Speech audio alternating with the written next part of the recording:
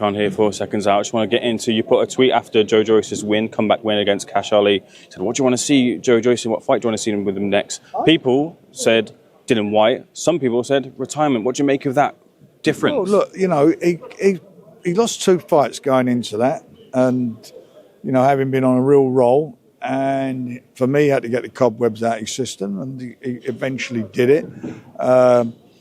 I would like to have seen him done it earlier, obviously, but it takes 2 sometimes to fight, and Cash did fight most of the time on the back foot, but he did what he had to do, stopped him, and now we'll see where we go. I mean, for me, there's various options out there. One of them could be a rematch with Joe Parker.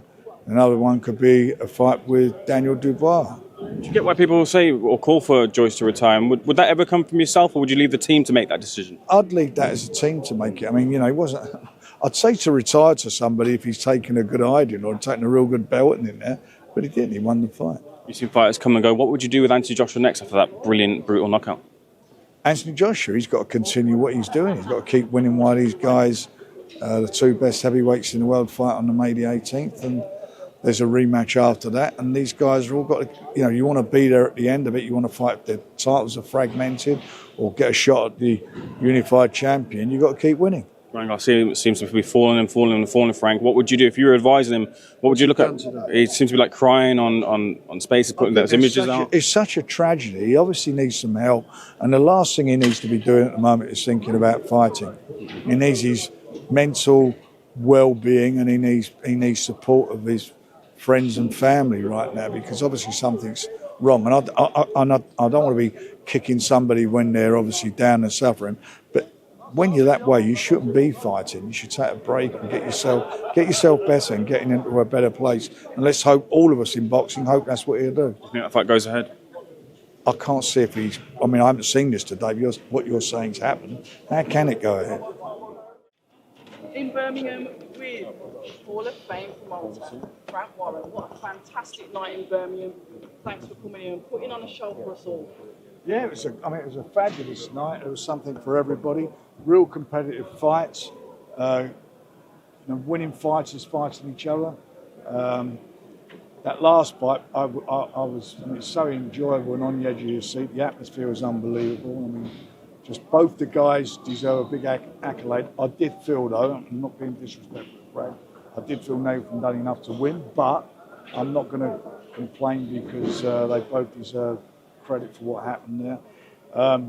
Liam, David, I mean, what a performance. That is a world-class stoppage against a top quality operator.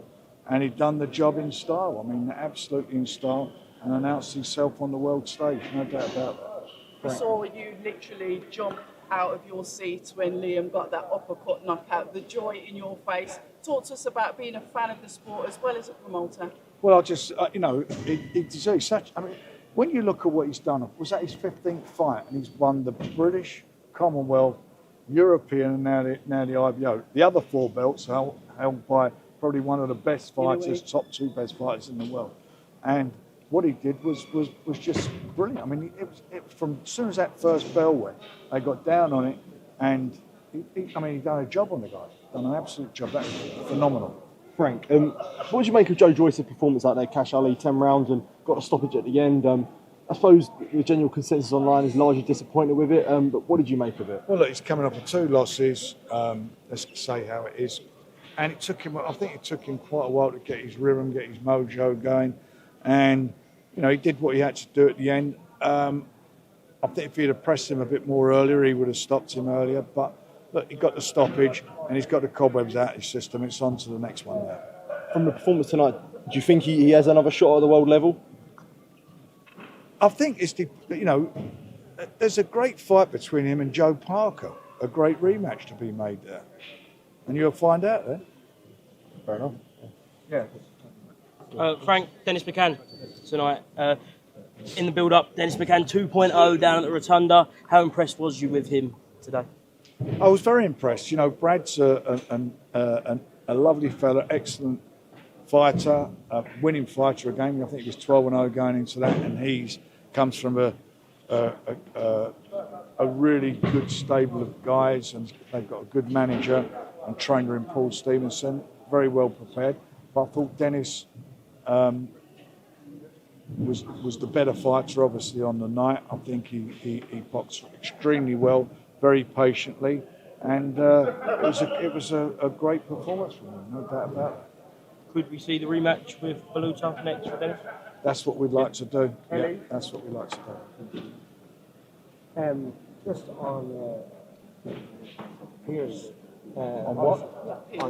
Pierce on St. Patrick's Eve. Absolute wonderful performance. Big Bang Pierce O'Leary. He gave a great show and a great stoppage as well. I've got to say, I was just doing this thing on TV, and I apologise to them because they were asking me about the fights, and they didn't mention it. And they did, for some reason, apparently weren't they didn't mention in the build-up. So I was told. He put in a great performance tonight. Very good performance. Really looked good in doing it. He was very controlled against a tough opponent, by the way. A guy who really showed some, showed some heart.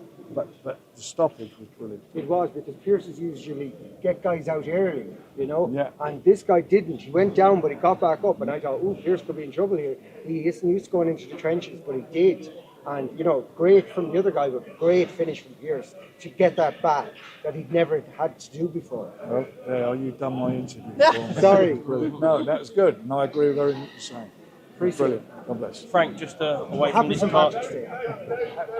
Yeah, listen, and happy St. Patrick's Day to Pierce. Hey, Pierce and all of us. And all the boys. Frank, just away from this card, did you see the Times article released today about boxing? Did you get a chance to read that? Somebody give it to me to read. I didn't really take it all in, and it's not my business. It's their business. Let them sort it out. Whatever it is. I mean, what was the concept? What was something about a payment or something? Yeah, it's involvement with, I think, sports washing and money, and Right, that's their business. On a positive note, Frank, when can we expect another card like this, another Magnificent 7, or could it be a Magnificent 6, 5, and in Birmingham as well? We will be doing another one very, very soon. It's a good formula. It's a really good formula. It gives guys a chance to shine, and out of it, you get stars. Stars are born, and they suddenly get this platform they're on. We get good viewing figures for it. It gets good attention, good media attention, and that's what it's all about. It's bringing the stars of the future. Cheers, guys. Thank you very much.